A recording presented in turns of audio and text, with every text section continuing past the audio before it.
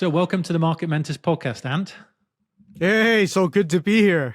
It's great to have you here. So, before we get stuck into this one, I'd love to know what your relationship is with content marketing. Well, it's a funny story. Well, it's not funny at all, actually. I actually wanted to be a music writer. That's how I started wanting to get into writing. And then I moved from Canada, which is where my accent is from. And I was trying to find work in marketing, and I kept finding job postings that were asking for SEO writers. I was like, what the heck is SEO? So I kind of blagged my way into my first, my first SEO copywriting job. Don't tell my boss, although I'm sure he'll listen to this later. But I started, content really from as SEO copywriter. And then I moved to the charity sector where I did emails, landing pages, and social media. That's where I fell in love with social media. It was a platform that, you're telling me there's a platform that is free, that you can connect with your supporters and let them feel the work that's happening in this charity. Yes, let's go. Right. So that's where I really started to get into social media and kind of see the power that it can do to build a relationship between an organization and the people on the other side, your supporters or your customers or whatever you want to call them. Yeah. Then I decided to take the skills that I took from there, I learned from the charity sector, and work for the commercial side of things. So I did social media for brands like Pret and Just Eat for last 12 years. And now I have my own agency. So I want to work with B2B companies. And let's get our long form content into these short form pieces of content that can really resonate with your audience on your social media. Yeah, good stuff, good stuff. And we're seeing a bit of a, not renaissance, but, we're seeing a big push, aren't we, for companies within the B2B space to be doing more content like they do in the B2C space. I think sort of a lot of B2B organizations, certainly when we speak to them, are waking up to the power of things like brand and social and authenticity and all this sort of stuff. So it's interesting that you've made the transition from working for B2C companies into doing stuff for B2B companies. I think that's where the opportunity is, isn't it? There is like a mass wake up call. Like everyone just decided to go, hold on a minute. What we've been doing, the status quo that we've had isn't, we can be better than this, right? And I think I've worked with, certain B2B companies before in the past. And it always feels like this weird world where I walk into a different dimension. It's like the multiverse. And the word, the words that we use are slightly different. And, the way we have to speak is slightly different, but not always quite human, I guess. I think that's what I think that's what we're waking up to, is that we need to humanize our brands. Awesome. So we're here to talk about sort of how to turn long form content, which is quite traditional within the sort of B2B space, into short form gold. So I guess the obvious first question is, why should companies be thinking about doing this? Well, this is why I've taken a focus on B2B businesses now. I see so many companies out there with a really decent LinkedIn following. And that's great that we've got this great LinkedIn following, but when they post content on their LinkedIn, they get 10, 15, 20 likes, and half of that comes from their staff members. So what this says is that the content that we've put so much effort into, resources and time to craft something that is persuasive to our audience and helpful to our audience, is not actually reaching the audience we're trying to reach. And that's a real shame, because it's clear that LinkedIn is having a moment. It's clear, every year they have 10% increase in a number of users that join the platform. Half of web traffic that goes to B2B sites actually come from LinkedIn. So if you want to talk about a platform that is having a moment, this is, LinkedIn is the one. And in the B2C world, back when I was doing, Pret and Just Eat, if we had an Instagram page that we were creating content and we were we're getting like 5 likes, I'd be fired. But in B2B, it seems to be a status quo where we kind of allow this to happen. And I think that needs to change. I think that we can do so much better and really do justice to the long form content that we put so much effort into creating, so that reaches the audience where it is intended to go to. Yeah, I mean, LinkedIn is such a powerful platform these days, certainly within the sort of business space. And I know businesses use other social media platforms, but there's a lot of people on LinkedIn that won't be on Facebook or Instagram or these sorts of other platforms. So it's a great way to use them. And like you said, a lot of traditional B2B companies create massive, certainly within our space, the tech space, create lots of white papers, and which is full of great information. But I don't know about you, but I've got the attention span of a gnat these days. So I'm not these days. I might download it, but I'll never read it. So there's a lot of work that's gone into that sort of stuff. So well, that's exactly it, right? I see it as a two-sided problem. I see it as a problem for the brand or the company where you've got all this great knowledge and it's meant to be persuasive. It's crafted with experts. And it's not reaching the audience. And on the other side, the audience that actually can really benefit from this is not getting it, just simply because we're not able to communicate well in the platforms that congregate us. So, and why do you think companies struggle with doing this then? I think there's a few reasons. I think first there's a bit of a status quo, and I don't know how that happened, where we look at LinkedIn and there's companies with hundreds of thousands of followers will look at LinkedIn and just post content and not really think about what they're posting. It's like we've got this agenda, and as long as our agenda is ticked off the box, that's fine. And I think that maybe it comes from treating it as a PR exercise, where it's like if we just curate our image in a certain way on this platform, then job's done. When in actuality, we can be so much more persuasive. So I think that's one of the reasons. And maybe another reason is that it comes down to expertise and time. I think that a lot of social media types end up in B2C first because it's exciting. It's where TikTok is alive. It's where things are trending.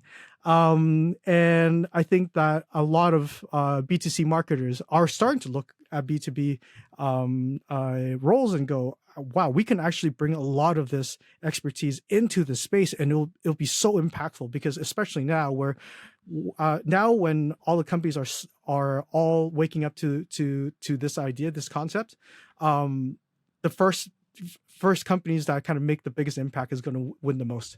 So I think that's one of it. And I think the last one is possibly how we traditionally measure success in B2B.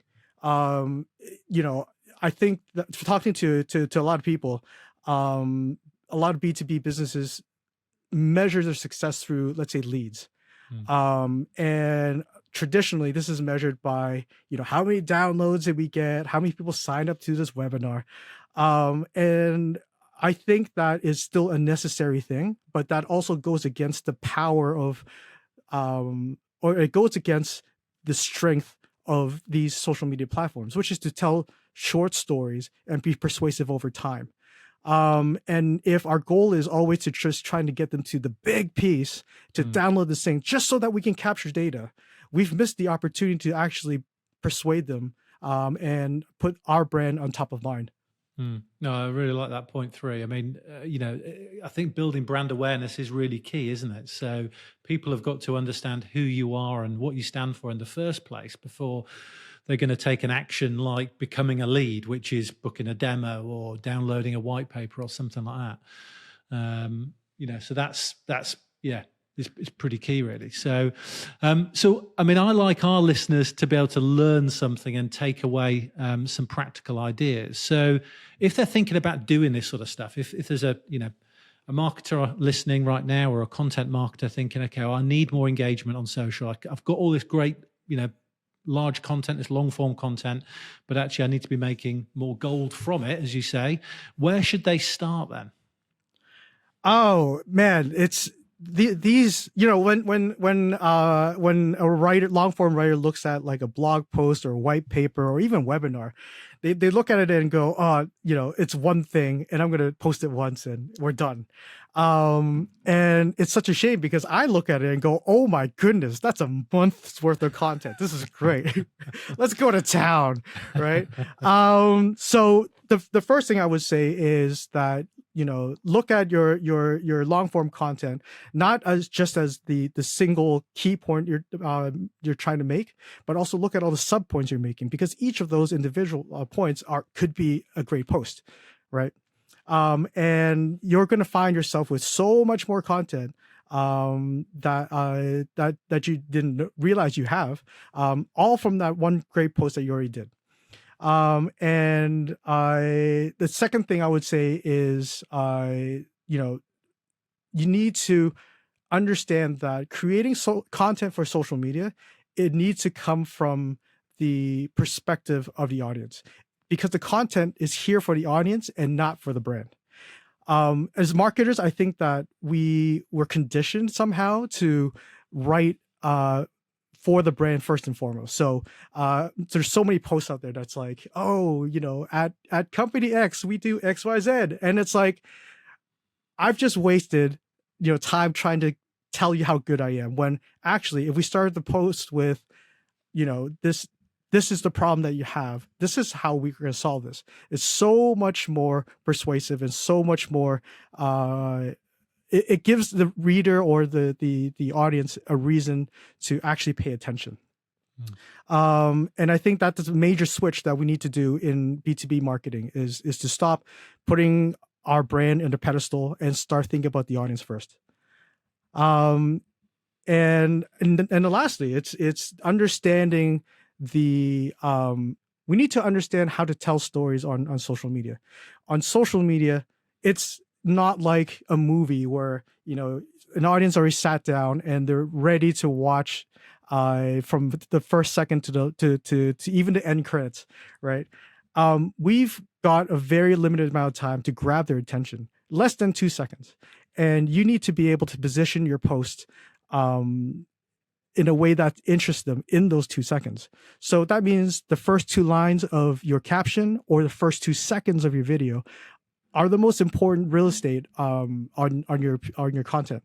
And so back to being audience first, we need to find ways and create hooks or put your content into context for the audience in those first 2 lines, in those first 2 seconds, for them to really stop and pay attention, so that they'll continue reading or watching what you have to say. So actually, sort of persuasive copywriting as a skill is obviously quite important then as well. Would you say, Ant? It is important, but I think the most important is this is gonna be so cheesy, but I think the most important is up here and here, where you know that you need to appeal to the audience, and if we already created content that's beneficial to them. So if you down here, if you're aligned with your audience, if you know where they need help, or where there are certain relatable things that are happening that you can bring out, that's either humorous, or they can even just go, oh yeah, they understand the problems that we're having at work right now, and start with that. That's going to make a massive difference. Yeah. Okay. Good stuff. Good stuff. And how would you, I mean, in terms of the formats then, we talk a lot about video here. You know, I sort of, on this podcast, I do an audio as well as a video then. Do you suggest people mix things up? Do you see any particular types of content working well? I mean, I see yourself in your own LinkedIn profile, you use, you know, images, photos of you, you know, out doing stuff, which can be personal at times as well. So should people worry too much about what format it's in? I think this is why LinkedIn is, to me, the last great social media platform, because it's not, it doesn't corner you into a single format. It allows you to use whatever format is best suited for your content. So if your content is, you know, it's lengthy and it's wordy and you can break it down into carousel, you can. If you want to go on to grab a mic and get on a camera and spit some bars. You can do that too. So for B2B businesses, I think that particularly because we've invested so much into this into long form content, into white papers, blogs, what you name it. LinkedIn then allows you to create text-based creatives that work and resonate well. And it's LinkedIn is also great because it's also taking what's making TikTok great, which is rewarding engagement, right? So if there's a piece of content that's people are liking, commenting, clicking, reading, it's sparking conversation, that actually reaches a further audience beyond just who's following you right now. So a piece of content that actually resonates a lot to your core audience has the best shot at actually receiving it through LinkedIn because somebody who's in their field liked it and it showed up on their feed because they're connected to each other. So I think that's first, I would say don't stress over the format so much. Stress about what your narrative is and how you can tell it in short little stories. And then think about what assets you have, right? If you are not comfortable with cameras, don't force yourself to go onto the camera first. Try carousels, try using images, but really try to land that narrative in short form content before you start going, I think that this is going to be better on video. Yeah. With that said, I think that our faces is one of the last currencies, or is the most important currency on social media right now. With like the advancement of AI, there's so many people that can just pump out content left, right, and center. And not all of it is great, but oh my goodness, there's so much of it. Whereas if you're on camera and you're delivering it, that's a quick way to establish some sort of trust that this isn't just generated from AI. This is actually at least delivered by a human being. And so I think that putting our faces on there, whether it's on video or if it's a post on a carousel, even putting a face on it, a human face on it, I think that makes a massive difference. And I guess that sort of leads into sort of personal branding, doesn't it? I mean, the rise of personal branding and actually people like yourself and consultants but people within businesses, rather than sort of having the conversation coming out from the company, having the conversation coming out from a thought leader or a person within the organization, I think sometimes gets more traction than it just being from a sort of faceless organization. I mean, it doesn't necessarily have to be that way. I think that's what I've learned from the Pretz and the Just Eats of the world is that it's the same for B2C, isn't it? It's when a brand is successful in creating a character and not just like a corporate faceless entity, but actually a brand that has personality. You understand the likes and dislikes of this brand, and then you can relate to this brand. You find yourself able to create content that's on the level of influencers, right? You become the influencer yourself, but you need to be able to be open to writing with the same energy and the same emotions that your audience is also feeling. So you need to match. You need to know your audience and how they could be reacting, or what their energy is like on social media, how they write, and you need to be able to match that so that you're able to communicate it in the same way. Awesome. I'm pretty sure we could probably do a whole podcast on that, actually. So it's probably quite deep, isn't it? I mean, I'm happy to come back for that. It was bang on, really. What about in terms of distribution then? We're obviously talking about LinkedIn quite a bit, which is where a lot of B2B companies sort of hang out. But you mentioned earlier things like TikTok, YouTube's pretty big still, obviously. You've got Instagram stories, there are new platforms, arising all the time, actually. How would you recommend people distribute this sort of content then? Once they've kind of taken the long form into the short form gold, what are your thoughts in terms of distribution? Again, I think that LinkedIn right now, I feel like is a key it's a key channel for B2B businesses. One being that it's on the rise. A lot more. The more people are using it, the more that means your audience is on there, right? And it's a very specific channel for people with businesses that actually show up on there. So you're not fighting against the Charlie D'Amelios of the world, where they pop up and dance.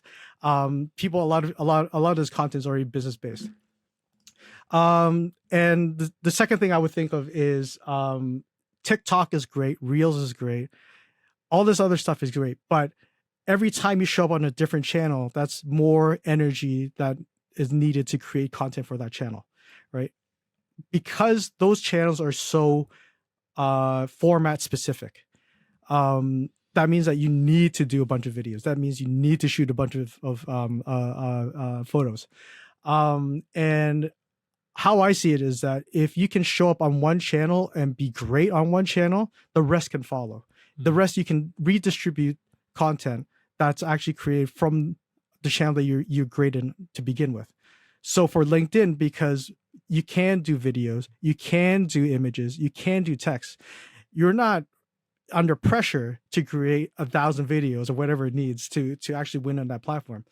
You're more free to express what's great about your offering, your product, and how you can help your audience through what you're most comfortable with. And when you do have, let's say, a video that you can actually create in a TikTok style and post it on LinkedIn, and those work wonderfully, you can then repurpose that content onto those other channels, and you're not pressured into creating something, or you're not pressured into investing energy into something that may or may not work out for you. I think some people get into the habit of, okay, here's a LinkedIn post, let's just use that same thing for Facebook, et cetera, and you don't get too much traction in those different platforms because, as you say, there's a different sort of format to each, really. So, but do you think, from personal experience, you think TikTok can work for B2B companies, just out of interest? I've definitely seen it. You need a different mindset for that. I think that there are trending conversations. Let's say AI is a great space for TikTok creators right now. Loads of people are talking about AI and getting a decent following because of that. There's a company in Japan. I need to find this link for you, Matt, where I don't know what they do, but the safety supervisor just always starts off with drawing eyes on tape. And then every video would be him going into the CEO's office, and they'll slap it on the CEO's face, and then the drawn eyes will go onto his face, and then it'll be an anime character. And I don't understand it.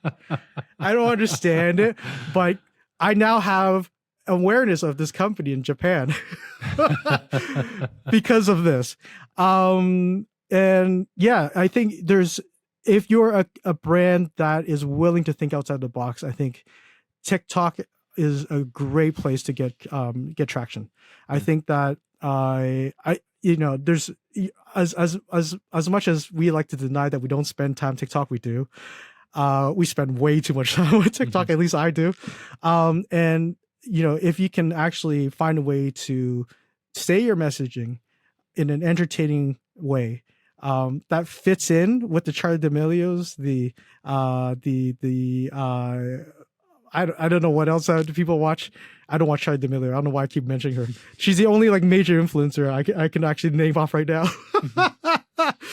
But if you can create content that fits into that energy and of TikTok, that can get people's attention, I think that's wonderful. There's a podcast actually that did just that recently. That's a very B2B podcast.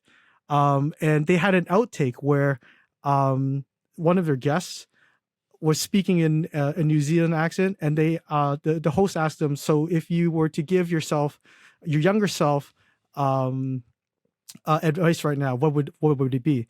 And in his New Zealand accent, he said, spend less time with the kids. And the host was like, sorry, spend less time with the kids. Yeah, spend less time with the kids. And he's like, that I find that really hard to believe that a father would say something like spend less time with your kids. And he's like, no. I said spend less time with dickheads.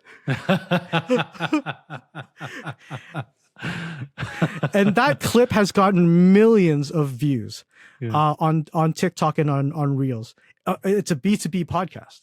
Yeah. And I'm sure it's gotten them so much more awareness because of that outtake than anything else that they've tried to produce. That's very like, oh, business, very B2B. Yeah.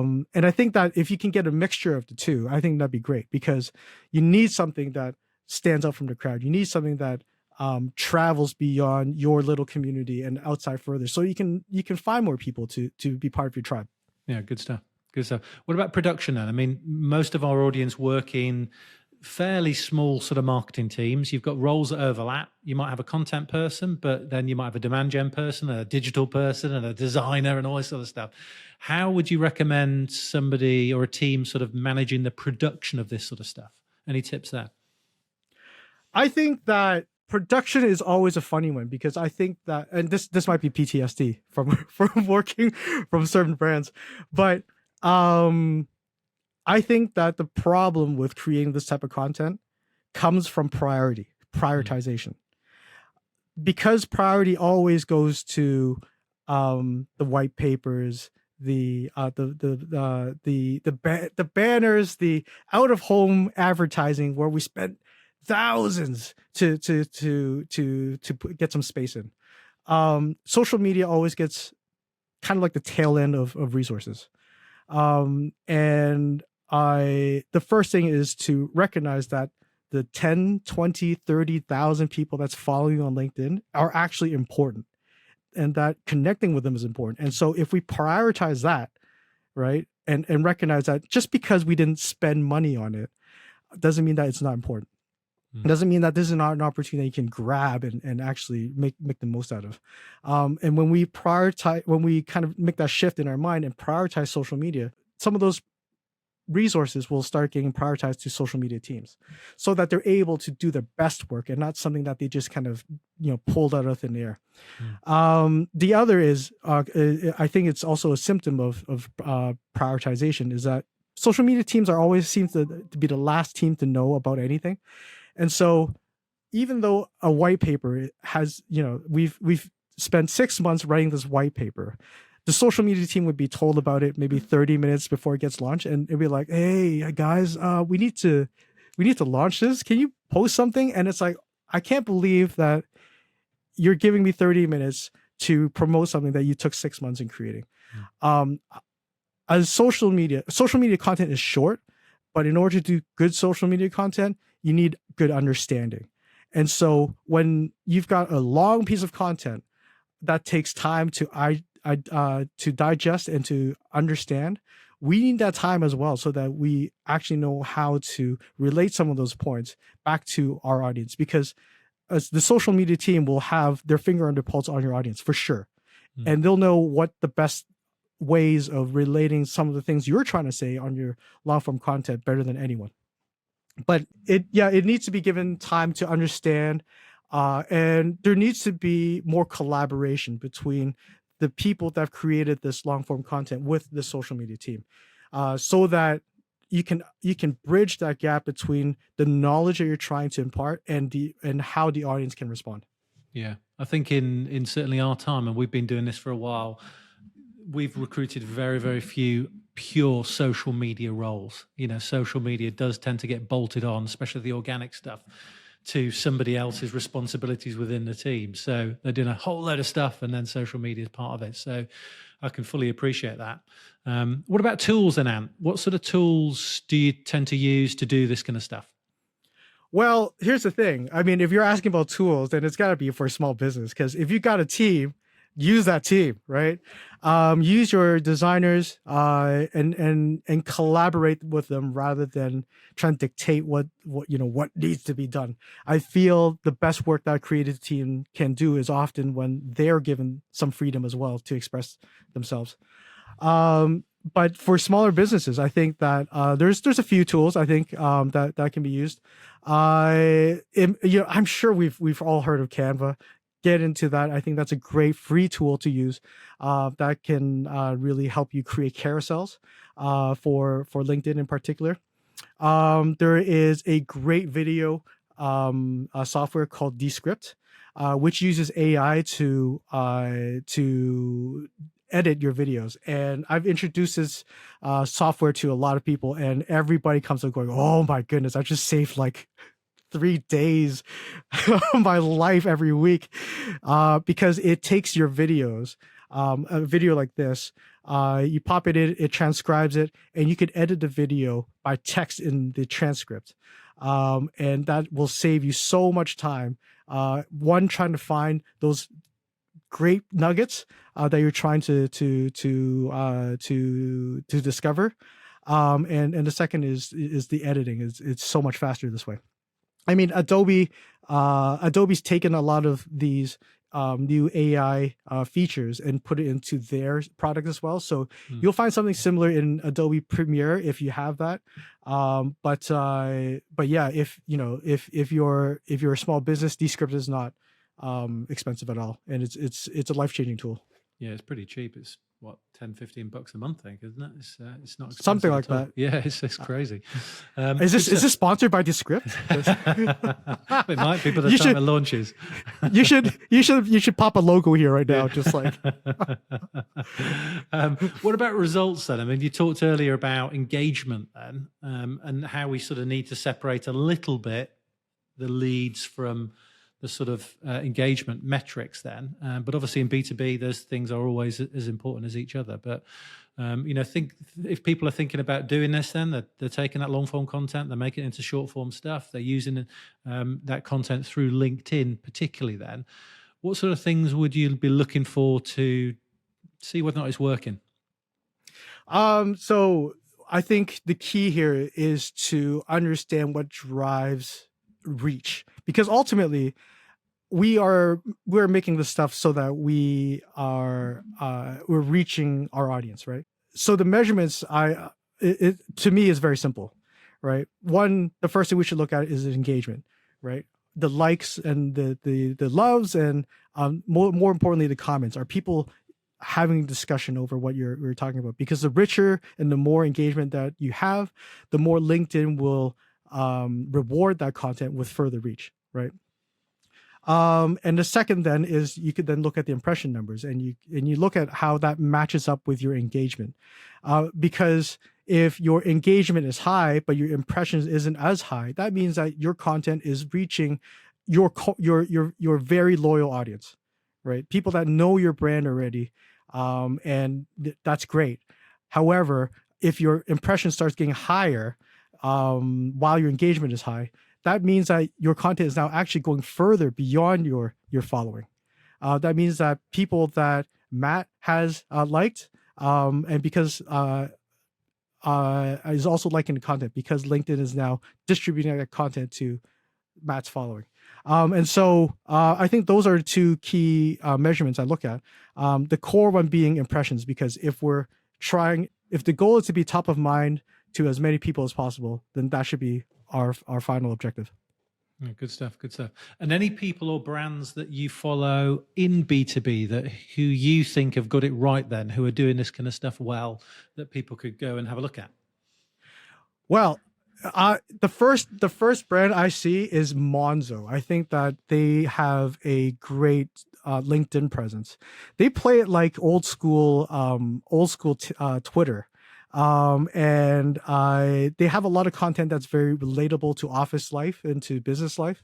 And then when they have, because everyone's engaged with the content, by the time they have to drop something serious, people are engaged with that as well, which I think is a great strategy. If you can, get to that level, I think that's great, but not everyone can do that. And the other one I find interesting was Spotify.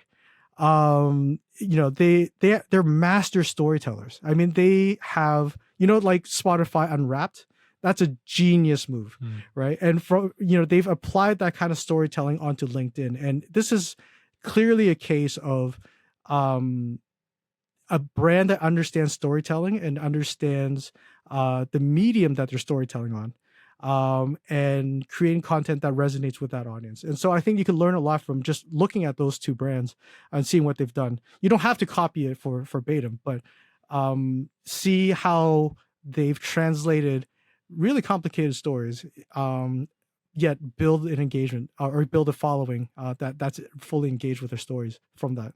Awesome. Awesome. So for anybody listening to this that wants to find out more, they want to talk to you about this kind of stuff, and what's the best way of them getting in touch with you? Well, there's LinkedIn. You can look for me, Anthony Leung, on LinkedIn, or I go onto my website, meanrighthook.com. All my details are there. Send me an email, send me a LinkedIn. I love LinkedIn. I used to absolutely hate LinkedIn. I hated it with a passion. So bad. I just didn't understand it. And I always thought that it was full of people that were just trying to sell themselves or trying to like just this hustle bro culture that's on there. That seems to be everywhere. But once you get a community that you love on LinkedIn, it changes everything. And yeah, it's you'll find me on LinkedIn. Let's be part of that community. And yeah, you can search Me Right Hook on LinkedIn or go meanrighthook.com. Awesome. It's been great talking to you, Ant. Certainly there's a change, and you're at the forefront of this change, and it's been fascinating talking to you about this subject, which is, you've got some companies that are actually, like you said, that can get well ahead of the competition by doing this sort of stuff sooner rather than later. So yeah, thank you very much for sharing your knowledge and your time. Well, thanks for having me, Matt. Pleasure.